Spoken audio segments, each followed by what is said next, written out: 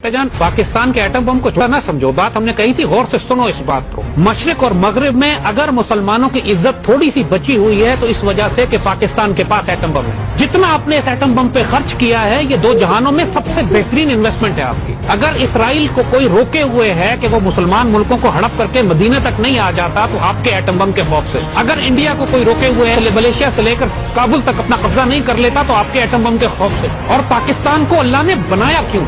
अल्लाह के राज़ों को समझो। इस पाकिस्तान को अल्लाह ने सिर्फ इसलिए बनाया था कि ग़ज़वा हिंद लड़ना है। हुजूर की इस हदीस में पूरा होना है कि हिंदुस्तान पर मुसलमान दोबारा कब्जा करेंगे, और जिसके लिए पाकिस्तान को एक फौजी ताकत और एटमी कुव्वत बनना था। ये पाकिस्तान के बनने की वजह बाकी नहीं है, हुजूर की हदीस है, लाजिम होना है, उम्मीद बाकी नहीं, होना है। इसमें इंशाअल्लाह की भी जरूरत इसलिए नहीं है कि हुजूर का हुक्म है, इसमें शक की गुंजाइश ही नहीं कि शायद अल्लाह चाहे या ना चाहे। हुजूर ने फरमा दिया है, होना है। खिलाफत अल्लाह मिनहाजुन नबुव्वा ने भी कायम होना है, क्योंकि हुजूर ने फरमा दिया कि होना। अब सिर्फ नसीब उन लोगों का है कि कौन लोग होंगे कि जो इसको अमल में पजीर करेंगे, वो खुश नसीब कौन। आज साहिब निस्बत लोग, साहिब अहले बसीरत कहते हैं कि जो इस पाकिस्तान के दिफा में एक ईंट भी रखता है वो ग़ज़वा हिंद में शामिल है। ग़ज़वा हिंद अब सरहदों पर नहीं लड़ा जाएगा सिर्फ कि फौजें आगे जाकर टैंकों से लड़ रही होंगी, पूरी कौम लड़ेगी, जंगी शहरों में होंगी। हो रही है ना, हो रहा है ना मामला शहरों में। जो हुजूर ने फरमा दिया है उसमें होके रहे। खुश नसीब लोग तलाश किए जा रहे हैं कि कौन उस नसीब का हिस्सा। तो पाकिस्तान बना इसलिए, तो पाकिस्तान की फौज में जो भी खराबियां हों, जो भी कमजोरियां हों हैं, इसमें कोई शुबे की बात नहीं है। लेकिन यही फौज है जो ग़ज़वा हिंद लड़ेगी, यही फौज है जिसके पास आज हमारे एटमी हथियार, यही फौज है जिससे पूरे दुनिया का कुफ्र सबसे ज्यादा खौफ खाता। इस हिमाकत में ना पड़ जाना कभी कि अपनी फौज की टांग घसीट के गिरा दो ताकि उसके बाद पूरी मुस्लिम दुनिया की आबरू बिक जाए। सिर्फ मुसलमान दुनिया में तुर्की अब एक ऐसा मुल्क रह गया जिसके पास एक फौज है, बाकी पूरी मुसलमान दुनिया की फौजें खत्म हो चुकी है। या तुर्की है या पाकिस्तान। और आने वाले वक्तों में आप देखोगे तो तुर्की और पाकिस्तान मिल जाए। अल्लाह ताला की तकदीरों को समझो, जो कुछ होने वाला। अल्लाह के खिलाफ नहीं जाना, अल्लाह अहमक लोगों का रब नहीं है। मोमिन की फिरासत से बचो कि वो अल्लाह के नूर से देखता है। हदीस शरीफ, अल्लाह का बंदा उसकी जो एट्रिब्यूट्स बताता है कुरान, यतफक्करून फी खल्क़िस समावाति वल अर्द, गौर और फिक्र करते हैं जमीनों आसमानों क्रिएशन पे, एनालिसिस करते रहते हैं। वक्त तो कहते हैं रब्बना मा खलक़्ता हाज़ा बातिला, अल्लाह ने कोई चीज बेकार नहीं पैदा की। जीनियस लोग होते हैं। अल्लाह तो कीड़े मकोड़ों का भी रब है वैसे तो, लेकिन जिनका सही मानों में वो रब है, वो बंदा मोमिन होता है, शेर और दलीलों का, जिनकी बात सुनता और जिनकी बात मानता है। आंख कान नाक होश खोल कर रहे हो, वक्त नहीं है तुम लोगों के पास। अहमक और जाहिल लोगों के पास अब कोई वक्त नहीं। ये